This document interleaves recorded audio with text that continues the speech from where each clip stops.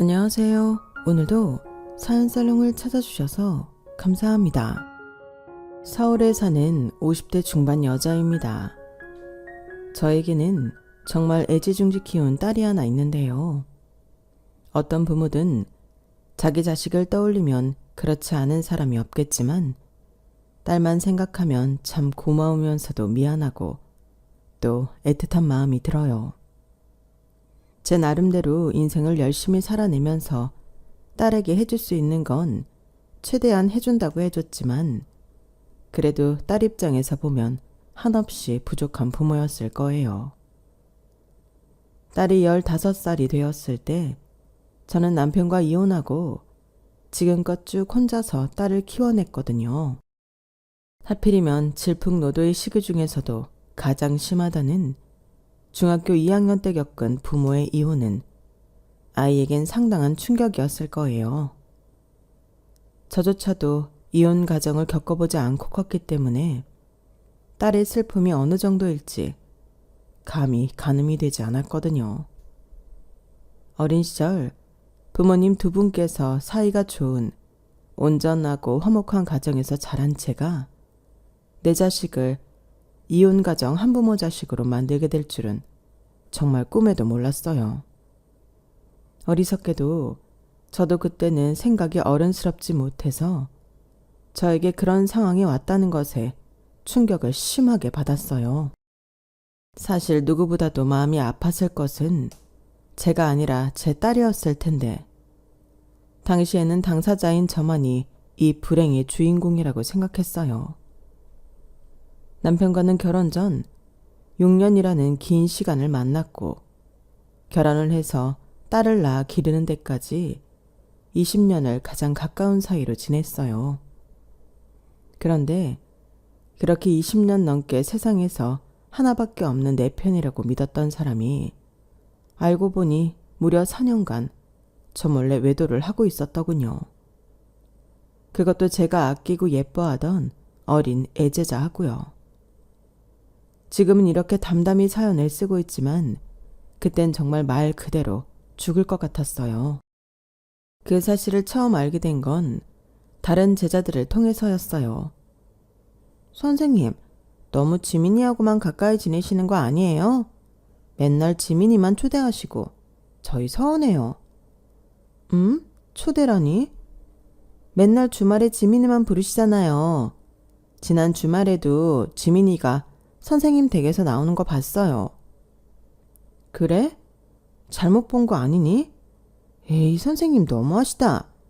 지민이도 선생님 만나고 왔다고 이미 다 얘기했는데요? 거짓말 치지 말라는 듯 웃는 제자들을 보면서 순간 머리가 핑 돌더군요. 당시 친정 아빠께서 건강이 많이 악화되셔서 주말마다 딸은 남편에게 맡기고 친정에 내려가 있었거든요. 남편밖에 없는 주말에 저희 집에서 나왔다는 제자라니. 안 봐도 뻔했죠. 무엇보다도 괴로웠던 건 그 말을 듣자마자 지난날 지민이에 대해 이야기하던 남편의 말들이 바로 떠올랐다는 거예요. 저는 무용을 전공해 학원에서 강사를 하고 있었는데 지민이는 제가 가르치는 학생 중 가장 눈에 띄는 아이였거든요. 우선 대학부터 무용으로 가장 유명한 학교에 입학을 했고 그 학교에서도 가장 떠오르는 유망주였어요. 얼굴도 작고 이쁘장해서 가만히 서 있기만 해도 눈에 띄는 아이가 춤선은 기가 막히게 아름다워서 누구나 시선을 고정할 수밖에 없게 만드는 애였어요. 입시 때부터 제가 가르친 아이이고 대학 졸업을 앞두고 있던 당시까지 거의 6년이라는 세월을 키우다시피 했던 제자라 당연히 애착이 갈 수밖에 없었던 애였어요. 제 딸 다음으로 사랑을 줬다고 해도 과언이 아닐 정도였죠. 그렇게 제자들 중에서도 가까운 친구였다 보니 남편도 당연히 지민이를 알 수밖에 없었어요. 지민이가 18살 꼬맹이였을 때는 집에도 자주 놀러 왔었고 20살이 되었을 때는 성인이 된 기념으로 저희 집에서 다 같이 술도 마셨으니까요. 지민이가 참가한 콩쿨은 다 따라다니면서 참관했고 남편은 그때 항상 제 옆에 있었어요. 그런데 그런 딸 같은 아이와 저 없는 집에 둘이 있었다고 하니 어떻게 피가 거꾸로 섰지 않을 수 있겠어요. 게다가 지민이가 성인이 되고 나서부터는 급격히 젖살이 빠지면서 눈에 띄게 성숙해졌는데 남편이 가끔 지민이를 만날 때마다 묘하게 신경에 거슬리는 칭찬을 하더라고요. 지민이는 왜 이렇게 갈수록 예뻐지니? 너는 진짜 남자 조심해야 한다. 네? 애한테 무슨 그런 말을 해. 알아서 잘하겠지. 그 나이 또래 남자애들이 뻔하니까 그렇지. 너처럼 예쁜 애들은 특히나 더 이상한 남자가 많이 붙으니까 조심해야 해. 무슨 일 생기면 우리한테 얘기하고. 감사합니다. 진짜 지민이는 예뻐지는 거 볼 때마다 내가 다 불안해 죽겠다니까. 같은 남자라 잘 알잖아. 내가 지민이 아빠 대신할 테니까 언제든 어려워하지 말고 연락해. 내 연락처 알지? 그런 대화를 하고 돌아오는데 기분이 너무 이상하게 나쁘더라고요. 그래서 돌아오는 길에 남편과 차에서 한바탕 부부싸움을 했었죠. 자기 딴에는 제가 제일 아끼는 제자이니 특별히 더 신경이 쓰여서 한 말이라는데 제가 듣기엔 안 그랬거든요. 말로는 설명 못하겠지만 묘하게 지민이에게 어필하는 것 같은 느낌이 들었어요. 남편이 하도 아니라고 잡아떼고 설마 내 남편이 그렇게 어린 친구에게 징그러운 마음을 품고 있을 거라곤 미처 상상도 못했기에 그땐 그냥 그렇게 넘어갔었어요. 그 뒤로는 남편이 제 앞에서 대놓고 지민이를 칭찬하진 않았지만 묘하게 저 빼놓고 둘이서 가끔 연락을 주고받는 듯하다는 느낌이 들더라고요. 하지만 지나가듯 주고받는 대화에서 알게 된 사실이었고 그다지 중요한 내용도 아니어서 신경 쓰지는 않았어요. 잘 따르는 선생님의 남편과 가끔 안부 연락을 주고받는 일이 절대 있어서는 안 될 일까지는 아니잖아요. 솔직히 지금 생각해보면 그것도 제 나름대로 현실 도피를 하기 위한 합리화였던 것 같지만 그땐 어쩔 수 없었어요. 어쩌면 그걸 파고 들어봤자 나만 상처받고 끝날 거대한 재앙이었다는 사실을 본능적으로 알았던 것 같아요. 그래서 가끔 의문스럽고 이해되지 않는 상황들이 생겨도 적당히 모른 척 덮어두었던 것 같아요. 이 상황을 당장 타파하기엔 딸은 너무 어렵고 최악의 경우 남편과 헤어지게 되었을 때 딸을 혼자서 키워낼 감당을 하는 게 너무 어려웠거든요. 그래서 진실은 묻어두고 그때부터 투자에 관심을 갖기 시작했어요. 남편이 주는 생활비야 제가 번 돈을 잘 모아서 투자 자금을 어느 정도 만들어뒀고 목표치 금액을 달성한 뒤에는 대출을 받아서 작은 오피스텔을 하나 샀어요. 역세권에 앞에는 백화점이 있고 교육열 높은 동네에 학원가 근처에 있는 오피스텔이었죠. 복층 형식에 크기가 작긴 했지만 수요가 있는 위치다 보니 새가 안 나갈 일은 없어 보였거든요. 철저히 공부를 하고 한 투자인 만큼 다행히 제 예상은 적중했고 꾸준하게 들어오는 부가적인 수입이 생기니 한층 생활에 여유가 생겼어요. 그때도 남편과 지민이 사이에 이상한 기류를 종종 느끼긴 했지만 이렇다 할 증거도 없었고 애써 유지하고 있는 평화를 깨뜨리기가 싫었어요.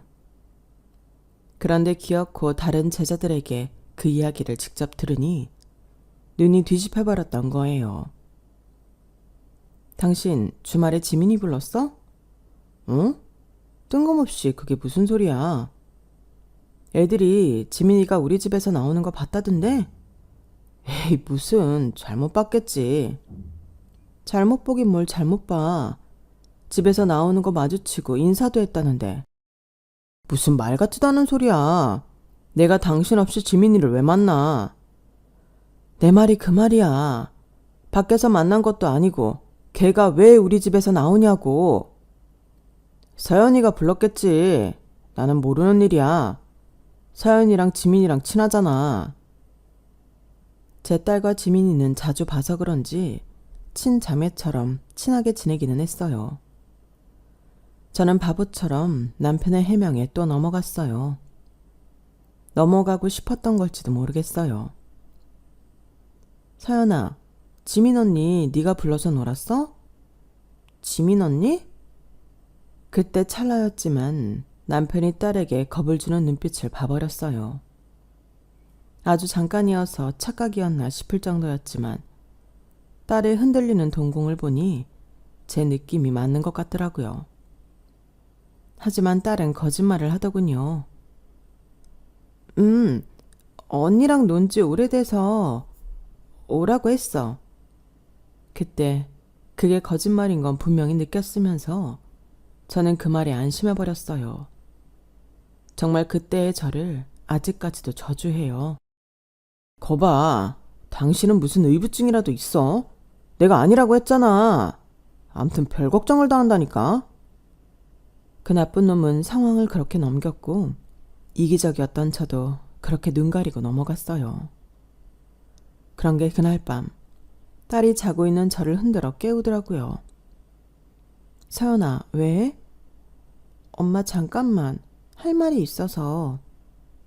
남편은 옆에서 코를 골며 자고 있었고 아이가 불안한 눈으로 나가고 싶어 해서 따라 나갔어요.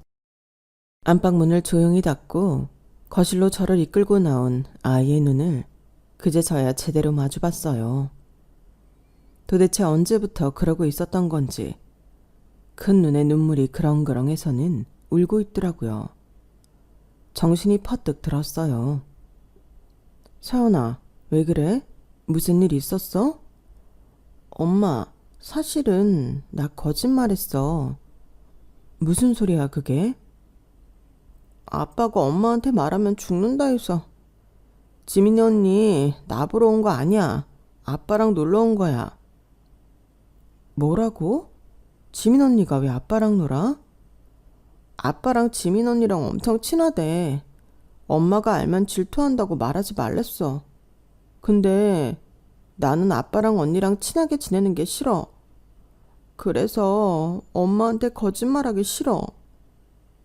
그래 서연아, 엄마 무슨 말인지 알겠어. 울지 마. 이 상황이 너무 당황스럽고 기가 막혔어요. 저도 이상하다는 것쯤은 눈치채고 있었지만 아이가 이렇게 잘 알고 있을 거라고는 상상조차 못했거든요. 아이 눈치도 보지 않고 지 좋을 대로 바람이나 피워댄 남편을 절대 용서할 수 없었어요. 끝까지 아니라 믿고 싶었던 와중에도 만약 사실이라면 적어도 아이 눈치는 볼 줄 알았거든요. 사실 언젠가 이런 날이 온다면 제가 과연 제대로 대응할 수 있을지 자신이 없었는데 막상 상황이 닥치니 속전속결이었어요.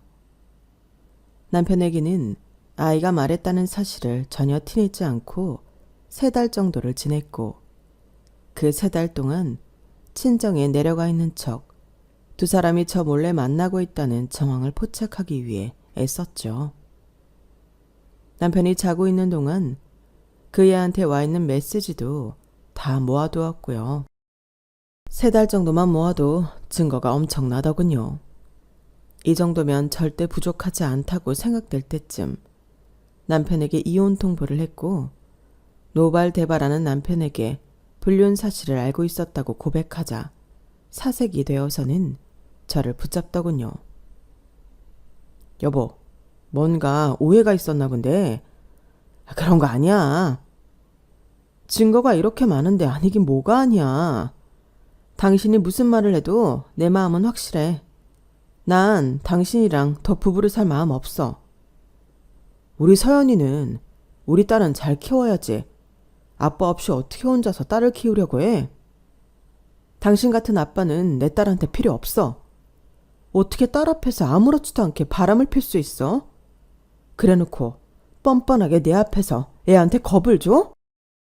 현실적으로 생각해야지. 내가 잘못한 건 한 거고 나 없이 애는 어떻게 키우려고 해. 당신 강사하는 돈으로 혼자 애 키울 수 있을 것 같아? 양육비는 꼬박꼬박 받을 건데 무슨 소리야. 그리고 돈 때문에 못 헤어질 만큼 나 능력 없지 않아. 곱게 헤어져주면 상간녀 소송은 안 할게. 우리 여기서 더 더러워지지 말고 깨끗하게 헤어지자. 쿨하게 헤어져 줄 줄 알았던 남편은 의외로 저에게 매달리더군요. 외로움을 많이 타던 사람이라 그런지 갑자기 가정이 없어진다는 걸 받아들이지 못하는 것 같았어요. 저에 대한 마음은 식었다고 해도 딸에 대한 애정이 여전한 것도 한몫하는 것 같았어요. 하지만 저런 인간에게 제 딸을 맡길 수는 없었죠. 그래서 몇 날 며칠 남편을 회유하고 협박한 끝에 결국 순순히 합의 이혼을 받아냈어요. 이혼이 최선의 선택은 아닐 수도 있었겠지만 그때 제 마음은 너무 멍투성이어서 미처 그런 것까지 볼 생각은 못했어요. 그렇게 원하던 이혼을 하고도 저는 슬픔에 빠져 딸을 잘 돌보지 못했어요. 저를 배신한 남편만 제 눈앞에서 없어지면 모든 일이 잘 풀릴 거라고 생각했는데 현실은 그렇지 않더라고요. 오피스텔에 투자를 해놓은 덕에 예상만큼 허덕이진 않았어요. 하지만 왜인지 자꾸만 아이에게 못해주고 있다는 느낌을 지울 수가 없더라고요. 다른 건 몰라도 남편이 직장은 번듯 했기에 전에는 늘 여유가 있다고 생각했는데 이혼했다는 사실만으로도 여유가 확 줄어든 기분이 들었어요. 이혼을 하고 나서 한동안은 분노에 휩싸여 있다가 분노가 끝나고는 깊은 우울이 찾아왔어요. 아이는 뒷전이고 시시각각 제 감정에만 빠져 있다가 정신을 차려보니 아이는 제 미래를 위해서 노력하고 있더군요. 뒤늦게 제가 이혼을 하는 바람에 아이 인생에 하자를 만들어버린 게 아닐까 싶은 두려움이 들더군요. 그 생각이 곧 강박으로 이어져서 돈을 버는 대로 다 저축을 했어요. 아이에게 그때그때 하고 싶은 걸 다 하게 해줄 수는 없더라도 나중을 위한 대비는 해주고 싶었죠. 그런데 아이러니하게도 악착같이 돈을 모을수록 아이에게 저도 모르게 더 심리적인 부담을 주게 됐던 모양이에요. 제 의도와는 상관없이 제 딸은 제가 경제적으로 여유가 없어서 그렇게 아끼는 줄 알고 아주 알뜰살뜰하게 컸어요.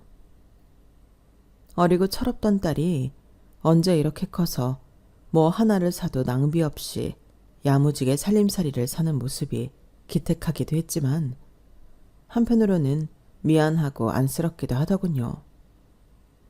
남편과 이혼하지 않고 살았더라면 마냥 공주처럼 컸을 걸 생각하니 가끔은 울컥하기도 했고요. 딸은 눈치도 워낙 빨라서 제가 그런 생각을 하고 있으면 귀신같이 알고 오히려 저를 위로해 주더군요.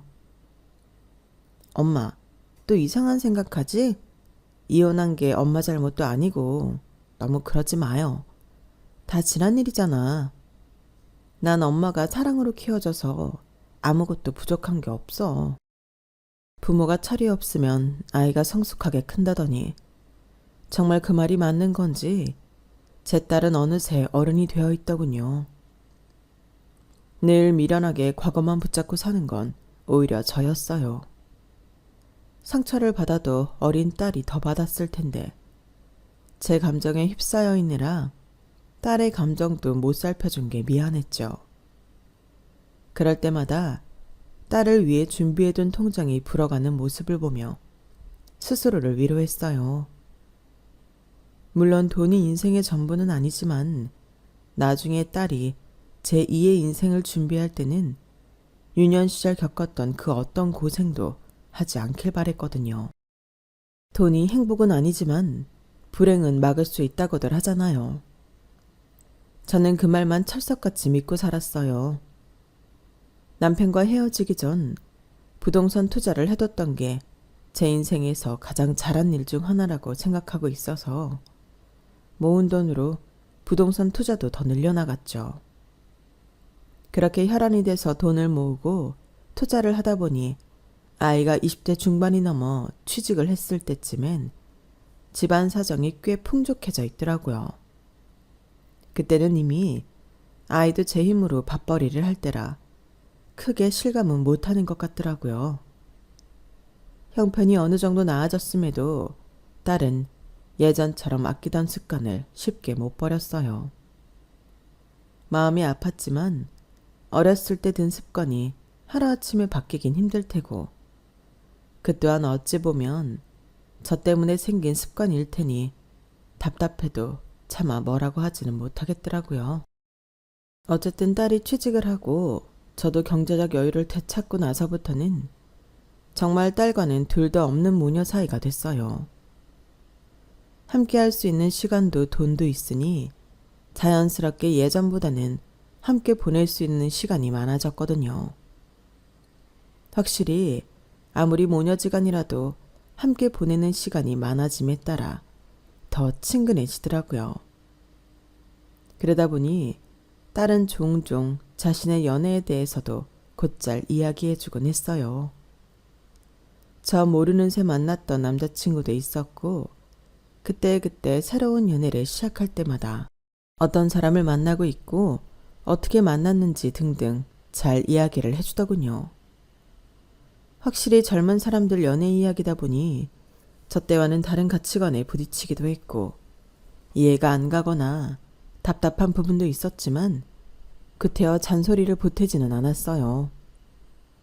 저 본인조차도 실패한 결혼 생활로 아이를 한부모 가정에서 자라게 만들었으면서 아이 연애에 감나라 배나라 하고 싶지는 않았거든요. 무엇보다도 그렇게 간섭해서 아이의 입을 다물게 만드는 것보단 뭐든 제가 알고 있는 게 낫다고 생각했어요. 그렇게 아이가 20대 후반이 되었을 즈음 6살 차이가 나는 남자와 만나게 되었다고 말을 해주더군요. 남자 쪽 아버지는 모 유명 갈비집을 운영하고 있고 남자는 그 집을 물려받아 일을 하고 있다고 했어요.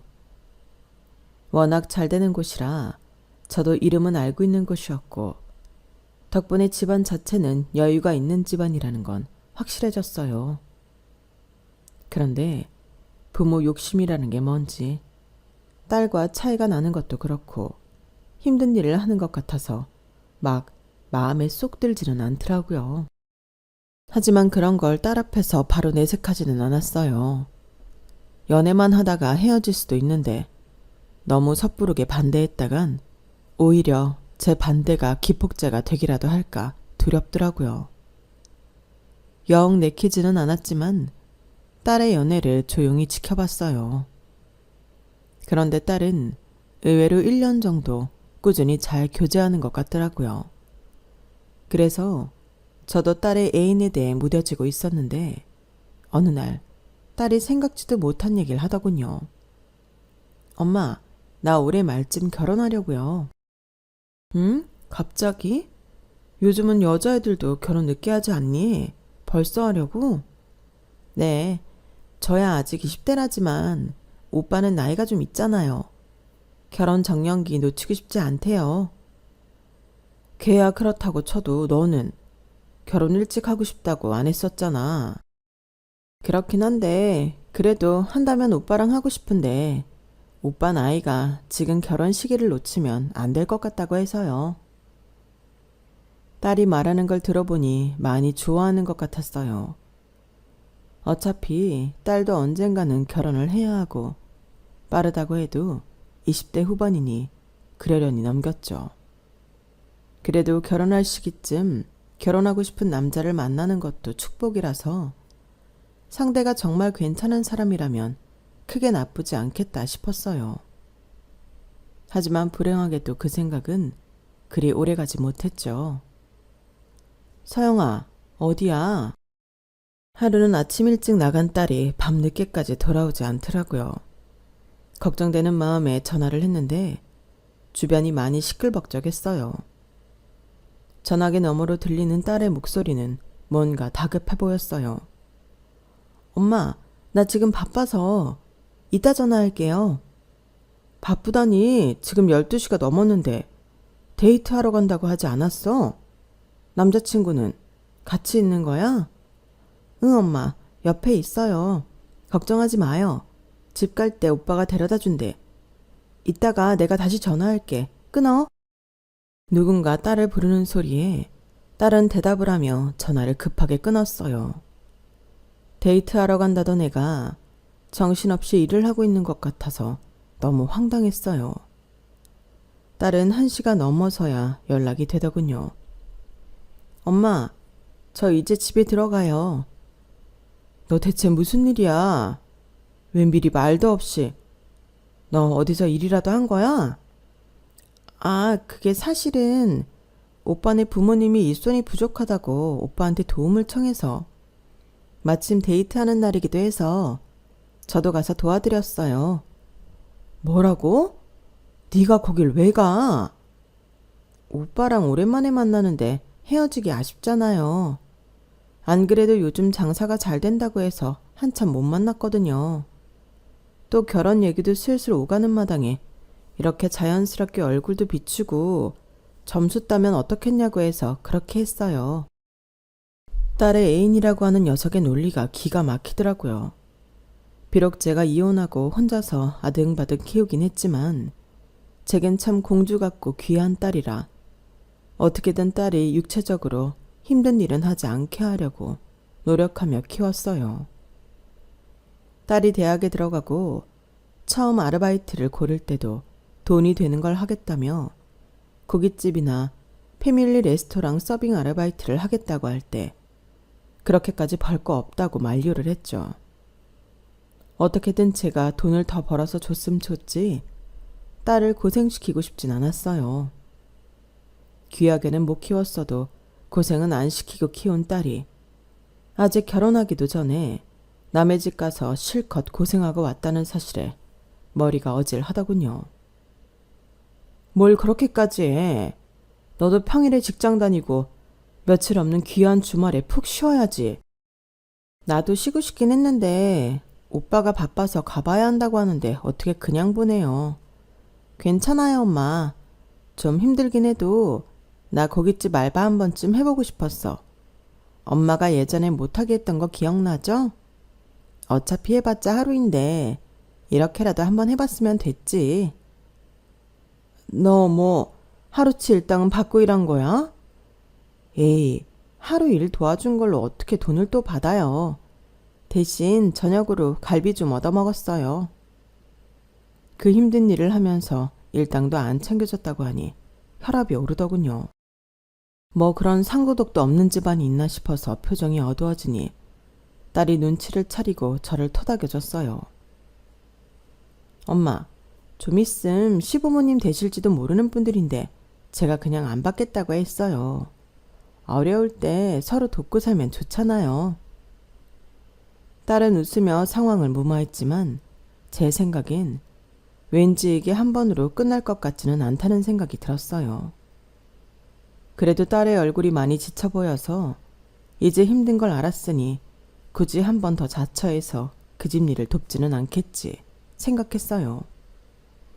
이미 일 다 하고 온 걸 뒤늦게 뭐라고 해봤자 서로 감정만 상할 거고 그 전까지는 일을 안 해봤으니 그 일이 얼마나 힘든지 몰라서 도와줬겠거니 싶더라고요. 그래서 기분은 좀 찜찜했지만 애써 넘어갔어요. 그런데 그러고 몇 주 지났을 쯤 친구한테서 갑자기 전화가 오더라고요. 지선아, 잘 지내지? 어우, 미영아, 안 본 지 오래됐네. 우리 봐야지. 그래. 아니, 그런데 요즘 딸 뭐해? 회사 다닌다고 하지 않았나? 우리 딸은 아직 그 회사 다니지. 갑자기 그건 왜? 아, 다른 게 아니라 내가 남편이랑 알을 데리고 외식했는데 너 땡땡갈비집 알지? 거기서 니네 딸을 봤지 뭐야. 딸이 왜 거기서 일을 하고 있어? 뭐라고? 딸이 보자마자 엄청 당황하면서 너한텐 비밀로 해달라고 하긴 했는데 영 찜찜해서. 너는 모르고 있었던 거지? 아니, 알고는 있었는데 아무튼 알려줘서 고마워. 그게 오늘 일이야? 오늘 점심에 갔었거든. 거기가 점심 식사도 워낙 잘 나와서 우린 자주 가거든. 알겠어. 딸이 회사를 다니고 있긴 한데 자꾸 주말에 거기 가서 일을 하나 봐. 하지 말라니까. 아무튼 고마워. 그 말을 듣고 전 바로 그 갈빗집으로 향했어요. 매주 주말마다 애인과 데이트를 하고 오겠다면서 편한 옷차림으로 나가서는 밤늦게 퀭한 얼굴로 들어오는 딸의 얼굴이 바로 떠오르더군요. 설마 하는 마음에 그동안 의심조차 안 했는데 생각해보니 그런 날마다 일을 하고 왔던 건 아닌지 새삼 걱정이 되더라고요. 집에서 그리 멀지 않은 곳이라 금방 도착했고 식당이 유리로 되어 있어서 딸을 금방 찾을 수 있었어요. 너 지금 여기서 뭐 하는 거야? 엄마. 네가 왜 여기서 일을 하고 있어? 데이트 간다면서. 아, 그게요. 오늘도 일손이 부족하다고 해서. 아니, 일단 나가서 얘기해요. 그때 딸의 남자친구가 오더라고요. 평소에 딸이 보여준 사진으로 몇 번 봐서 그런지 얼굴은 바로 알아볼 수 있었어요. 무슨 일이야? 손님, 왜 그러세요? 오빠, 손님 아니고 우리 엄마셔. 뭐? 어머님, 안녕하세요. 처음 뵙겠습니다. 실제로 보는 건 처음이었는데 사진보다 훨씬 나이도 있고 덩치도 있고 무엇보다 제가 진상 손님인 줄 알고 다가왔는지 굉장히 태도가 껄렁껄렁했어요. 안 그래도 나빴던 기분이 더 상하더군요. 자네는 우리 딸 데리고 주말에 데이트할 곳이 여기밖에 없나? 안 그래도 평일에 힘들게 회사 일하는 애한테 이런 고된 일을 시키고 싶어? 이래가지고 무슨 결혼을 하겠다고. 너 이 결혼 하지 말아라. 벌써부터 네 손에 물 묻히는 남자를 왜 만나려 해? 엄마, 그게 아니라. 제가 세게 나오니 딸도 당황하더라고요. 남자 쪽도 당황한 건 마찬가지였는지 저를 급하게 붙잡고 살살 눈웃음을 치기 시작했어요. 어머님, 속상하신 건 이해합니다. 다음부터는 이런 일 없게 하겠습니다. 내가 그 말을 어떻게 믿어요? 6살이나 어린애랑 결혼까지 생각하고 있으면 더 소중하게 대해주지 못할 망정. 결혼도 전부터 이렇게 부려먹고 있는데. 부려먹다뇨, 어머님. 아시다시피 서연이가 워낙 착해서 아무리 거절해도 도와주겠다고 나서더라니까요. 그래, 엄마. 내가 도와주겠다고 했어. 어차피 데이트 맨날 똑같은데 겸사겸사 몸도 움직이고 좋잖아. 말 같지도 않은 변명을 하면서 진땀을 삐질삐질 흘리는 딸을 보니 제 마음이 너무 착잡하더라고요. 남자 쪽도 마찬가지라 순간 제가 악역이 된 기분이 들었어요. 홧김에 화가 나서 이야기하긴 했지만 딸이 남자친구를 얼마나 좋아하는지도 알고 있었고 또 얼마나 좋으면 저렇게 하나 싶어서 다시는 그 집에서 일하지 않겠다는 약속 끝에 상황은 마무리됐어요. 그래도 그렇게 한번 찾아가 엎은 게 효과적이었던 모양이었어요. 딸은 다시 주말에는 곱게 차려입고 나가 데이트다운 데이트를 하는 것 같았고 남자 쪽도 눈치가 보이는지 저희 집에 선물을 보내는 등 알뜰하게 챙기더라고요. 결국 저도 마음이 열렸고 결혼을 허락해줬어요. 양가 인사를 오갔고 저희 집에 온 예비 사위는 첫 만남과는 달리 아주 예의 바르고 정중하게 굴더라고요. 시작은 단추가 잘못 끼었지만 다시 풀어서 제대로 된 자리에 꽤 찼다고 생각했던 거죠. 그런데 상견례 날이 가까워오자 딸이 지나치게 불안해하기 시작했어요. 엄마, 혹시 상견례 때 아빠도 오세요? 니네 아빠랑은 연락 안 한 지 오래라. 안 올 것 같은데. 왜 그래? 사실은 내가 오빠한테 잘 보이고 싶어서 이혼하신 거 이야기를 못 했거든요. 아빠가 오셨으면 좋겠는데. 무슨 소리야? 그걸 여태 말을 안 했다는 거니? 오빠가 평소에 이혼 가정에 대해서 안 좋게 생각한다고 이야기를 많이 해서 다른 건 몰라도 그 말만은 못하겠더라고요. 설마 이것만으로 그러진 않겠죠? 저는 좀 충격을 받았어요. 요새는 이혼 가정이 워낙 많기도 하고 평소 딸이 부모의 이혼을 크게 흠으로 생각하지 않는 것 같았거든요. 그런데 결혼은 다른 이의 시선이 개입될 수밖에 없으니 초조해 하더라고요. 다 저 때문인 것 같아서 참 미안했어요. 그게 내 흠이지 네 흠은 아니야. 서연아, 그리고 이혼 가정에서 컸다고 싫어할 것 같으면 애초에 널 좋아하지도 않았겠지. 이미 괜찮은 사람이니까 좋아하는 건데 이혼 가정이라는 걸 안다고 널 갑자기 싫어하지는 않을 거야. 그렇겠죠? 알겠어요, 엄마. 상견례 전에 오빠한테 이야기해 볼게요. 말은 그렇게 했지만 딸은 여전히 불안해 보였어요. 지켜보는 저까지 덩달아 불안해지더라고요. 저도 자식이 하나라 상견례는 처음이었고 생각보다 굉장히 떨렸어요. 상견례는 고급 한정식 식당으로 잡았고 저와 딸이 먼저 도착해서 앉아있는데 예비 사위 쪽 식구들이 한참을 안 오더라고요. 벌써 20분이 지났는데 왜 이렇게 안 오지? 연락 안 왔어? 얼마나 기다려야 한대? 늦는다고 이야기하긴 했는데 그래봤자 10분 정도일 줄 알았어요. 다시 전화해 볼게요. 딸은 괜히 제 눈치가 보였는지 자리를 피해서 전화를 걸더군요. 그러고는 한참을 안 오더니 울상으로 돌아왔어요. 엄마, 진짜 죄송한데 20분 정도 더 늦을 것 같대요. 뭐? 이유가 뭔데? 온 시간을 잘못했는데 차도 막힌다고. 그래, 알았어. 더 기다려야지. 뭐 어쩌겠니. 잘못한 사람은 따로 있는데 딸이 벌벌 떠니 저도 더 이상 추궁하지 못하겠더라고요.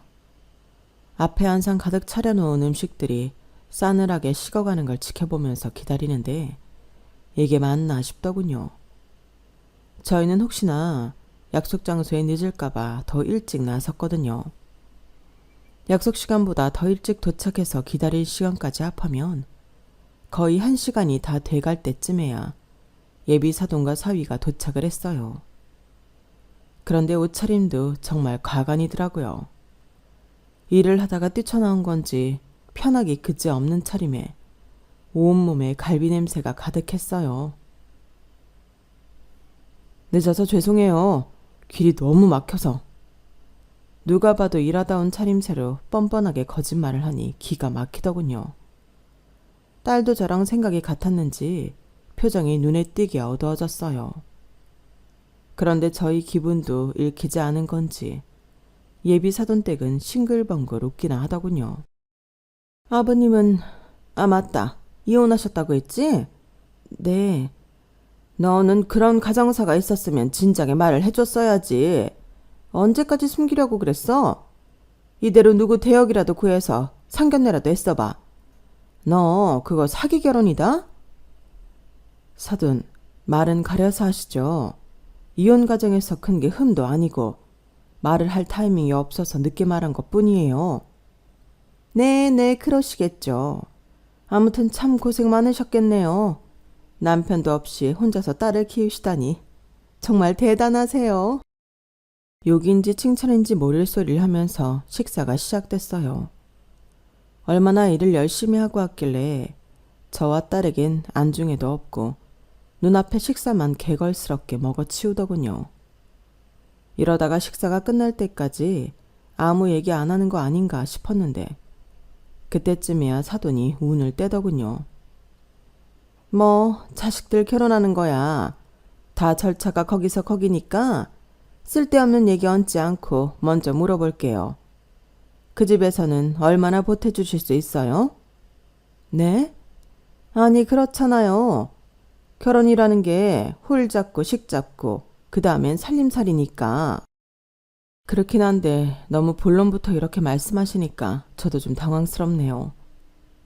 무례하다는 말을 돌려서 말한 건데 귓등으로도 안 듣더군요. 당황은 무슨, 그런 건 내숭이죠.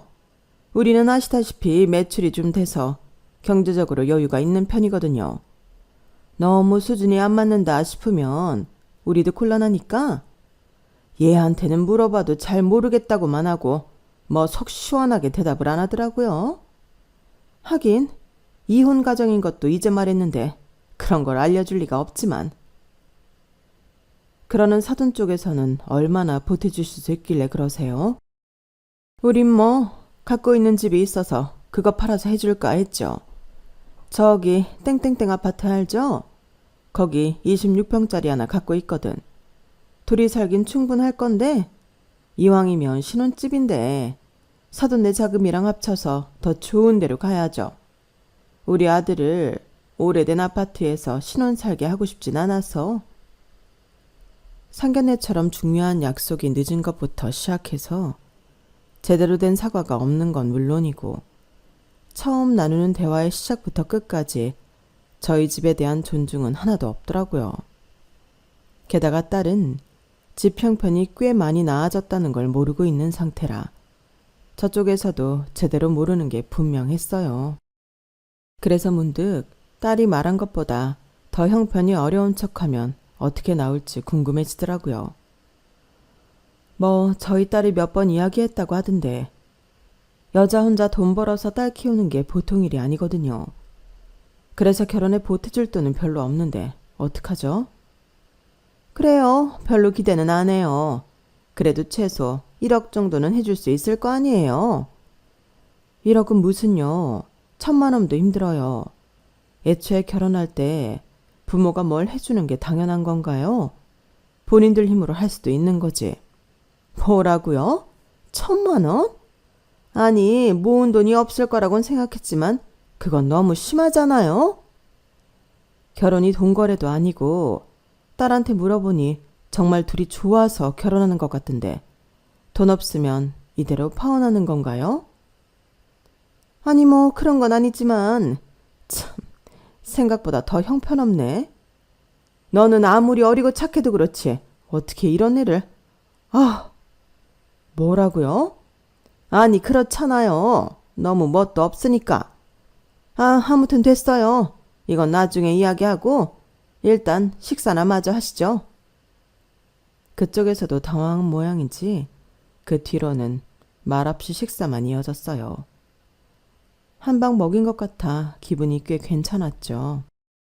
그래도 좀 화가 났던 건 그렇게 대놓고 저희 딸에게 모욕을 주는데도 눈 하나 꿈쩍 않고 그 말을 듣고만 있던 예비 사위였어요.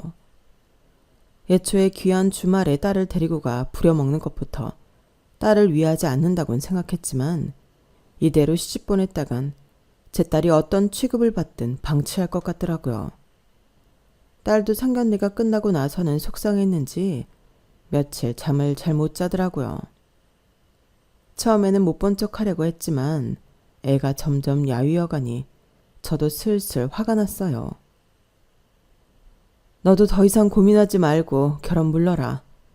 너 저 집에 시집가면 보나마나 사람 대접도 못 받고 무시당할 게 뻔해. 저도 그렇게 생각해요. 근데 그냥 속상해서 그러죠. 뭐가 속상해? 저런 놈은 얼른 잊어버려. 세상에 좋은 남자가 없을 것 같지? 찾아보면 자기 인연은 다 따로 있는 거야. 그렇게 무시를 당하고도 딸이 그 남자를 잊지 못하는 것 같아 답답했어요. 그런데 딸이 마음앓이를 했던 건 그것 때문이 아니었더라고요. 그게 아니라 저 때문에 괜히 엄마가 그런 모욕적인 말들을 들으셔야 했던 게 너무 죄송하고 화나서 그래요. 저도 상견례 자리에서 오빠 때문에 화가 많이 나서 헤어질 생각이었어요. 그런데 아무리 생각해도 엄마랑 제가 그날 받았던 모욕을 어떻게 갚아줄 수 있을지 떠오르지가 않아서 그래요. 엄마가 헤어지라고 했을 때 헤어졌어야 했는데 아직 제가 사람 보는 눈이 없나 봐요. 죄송해요, 엄마. 아니야, 죄송하긴. 난 네가 그것 때문에 힘들어하는 줄도 모르고 엄마야말로 미안해. 딸의 속마음을 듣고 나니 뭔가 상황이 차분히 정리가 되더군요. 저는 우선 딸의 결혼을 위해 모아두었던 돈을 찾아왔어요. 부동산 투자로 이리저리 불려놓은 금액에 세 받고 있는 집들까지 합하니 20억이 넘더라고요. 그래서 그것들을 팔아서 아주 괜찮은 집을 매입했어요. 예비 사돈이 가지고 있다던 낡은 아파트에 비하면 2배 가까이 비싼 아주 좋은 신축 아파트였죠. 주변 교통이 좋은 건 물론이고 동네 자체가 깨끗하고 돈 많은 사람들이 모여 사는 조용한 동네였어요. 부동산 좀 해봤다 하는 사람들은 다 탐을 낼 만한 아파트였어. 계약을 하고 나서 예비 사위에게 전화를 했어요. 아직 파혼 이야기를 안 한 상태라 번호가 저장되어 있었는지 바로 받더군요. 서연이네 어머님 아니세요? 무슨 일이세요? 서연이네 어머님? 무슨 호칭이 그래? 아, 모르셨구나. 저희 집에서 파혼을 한 해 만에 그러셔서 어떻게 될지 모르니까 장모님이라는 호칭은 좀 그렇잖아요. 파혼을 한 해 만에 하고 있다고? 네, 저희 집이 워낙 보수적이라 이혼 과정에서 큰 것부터 좀 그랬는데 돈도 생각보다 너무 없으신 것 같아서 집안 급 차이가 너무 심하잖아요. 그런 집에 장가가면 저도 고생하니까 걱정이 되시나 봐요. 그러는 자네는 우리 서연이랑 살고 싶은 생각은 있기는 한 건가? 아우, 그게요. 저도 좀 고민되긴 하던데. 그래도 서연이가 일할 때 보니까 참 야무지고 싹싹해서 저희 손님들이 되게 좋아하거든요. 안 그래도 제가 부모님한테 그걸로 어필하고 있어요. 서연이 한 푼도 없이 시집 오면 밥값은 해야 하잖아요. 알바 한 명만 안 써도 나가는 금액이 꽤 아껴지니까 서연이 때문에 오는 손님들도 생겨서 그걸로 어필 좀 해보려고요. 자네 지금 나랑 장난하나? 내가 분명히 처음 만날 때부터 이야기하지 않았어? 내 딸한테 그런 고된 일 시키지 말라고. 그럼 어떡해요? 어머님이 돈 한 푼 안 모아둔 바람에 따님이 무일푼으로 와서 지금 낡은 아파트에서 신혼보내게 생겼는데. 아니, 가게 매출이 그렇게 좋다면서 왜 고작 그런 낡은 아파트에서 사나? 어머님 같은 분들은 모르시겠지만요. 원래 돈이 돈을 부르는 거거든요. 집은 거기만 사놓고 지금은 싹 다 투자해 놓은 상태거든요. 그래야 더 큰 돈을 번다니까요. 됐고, 갖고 있는 집이 거기밖에 없는 주제에 파혼 얘기나 하고 있다는 거지? 돼? 그런 말을 어머님이 하실 처지는 아닌 것 같은데요. 그럴 거면 그냥 파혼하게나. 내 귀한 딸을 그런 집에 또 너 같은 인간한테 줄 수는 없으니까. 아이 참, 그러지 마시고요. 서연이 평생 처녀 귀신으로 두실 생각이세요? 걔가 회사 다니면서 월급 벌면 얼마나 번다고. 집이라도 있는 남자한테 보내야 길바닥에 나앉진 않을 거 아니에요. 그 말에 코웃음이 절로 나오더군요. 내 딸 살 곳은 내가 방금 계약하고 왔네. 나 뭐 내 딸을 걱정하는 것 같으니 구경이나 해보든가. 저는 계약하고 온 집 사진을 사위에게 전송했고 바로 전화를 끊어버렸어요. 사진을 확인한 사위가 잠시 고민한 모양인지 10분 뒤 통화가 문자가 빗발치기 시작하더군요. 어떻게 이 집을 샀냐부터 정말로 산 거 맞냐는 이야기까지 하길래 계약서 서명한 부분만 보내줬죠. 그랬더니 집 앞까지 찾아와서 잘못을 했네 뭐네 빌더라고요. 처음에는 꼴 좋다 싶었는데 갈수록 심해지니 딸이 경찰에 신고까지 해버렸어요. 서연아, 우리 좋았잖아. 오빠가 잘해줄게. 예쁜 나이에 결혼해야지. 안 그래? 내가 2번 예뻤다간 큰일 나겠네. 오빠 같은 인간한테 결혼할 생각 없으니까 꿈 깨셔. 언니들이 안 데려간 남자 주워가는 거 아니라더니 그 말이 딱 맞네. 또 신고 당하기 싫으면 다신 찾아오지 마. 딸은 독하게 마음을 먹은 모양인지 갈비집에서 일할 때 부조리하다고 느낀 부분에 대해 증거 사진과 함께 동네 커뮤니티에 글을 썼고 그 글은 일파만파 퍼져 갈빗집에 대한 소문이 급격히 안 좋아지며 손님이 눈에 띄게 줄기 시작했어요. 앞에 지나갈 때마다 파리가 날리는 모습을 보니 꼴 좋더라고요. 경찰에 신고하니 한동안 잠잠하던 예비사위도 가게에 손님이 없어지니 심심해서인지 다시 슬슬 집으로 찾아오길래 새로 계약한 집으로 후딱 이사를 가고 둘 다 번호를 바꿔버렸네요. 후에 동네 주민에게 들은 바로는 갈빗집이 임대를 내놨다고 하더라고요. 전 재산 투자했다던 사업도 사기여서 갈빗집도 팔고 이사를 가야 할 판이라고 전해 들었어요. 그렇게 잘 되는 집이라고 잘난 척하며 오만 떨고 사람 무시하더니 참 잘 됐죠. 권선징악 같은 건 드라마에서나 나오는 거고 막상 현실에서는 나쁜 놈들이 더 잘 산다고 생각했는데 이런 걸 보면 정말 인생은 길게 봐야 하는 것 같아요. 제 딸에겐 지금 안정적인 직장에 다니는 성실하고 예의 바른 또래 남자친구가 생겼어요. 불안해하고 눈치 보던 예전과는 다르게 있는 그대로 자신을 사랑해주는 남자를 만나 지금은 아무런 걱정 없이 결혼을 앞두고 있답니다. 까딱하면 자식을 끔찍한 집안에 신일 보낼 뻔했다고 생각하면 아직도 아찔하네요. 딸에게 저의 불행을 반복하지 않게 해서 얼마나 다행인지 몰라요. 역시 결혼은 조급하게 할 게 아니라 시간을 두고 지켜보다가 이 사람이다 싶은 사람과 괜찮은 사람과 하는 것이 최고인 것 같아요. 제 이야기는 여기까지예요. 들어주신 분들 감사드리고요. 행복한 하루하루 보내세요. 여러분, 사연 댓글에 응원과 현명한 조언 부탁드려요. 좋아요와 구독은 저에게 큰 힘이 됩니다. 오늘도 좋은 일 가득하세요.